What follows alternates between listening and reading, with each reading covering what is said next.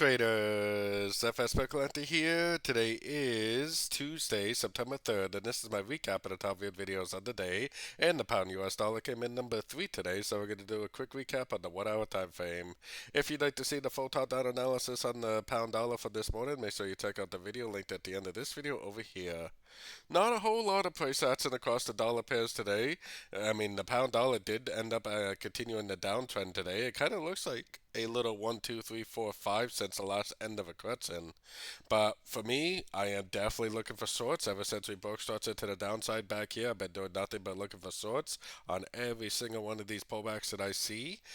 I believe we're in a wave A of an ABC correction on the higher time frames, but until that we actually see that break of structure to the upside telling us this wave is over, this wave A is over, I would continue to look for shorts. I mean, this thing could easily continue to make lower lows, lower highs. It definitely does not have to end right now.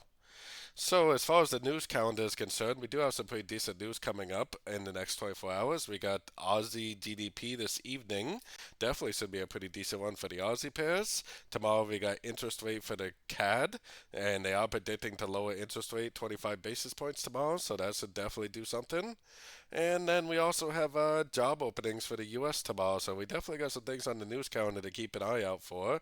And yeah, most big turns do happen around news events, so definitely pay attention to that.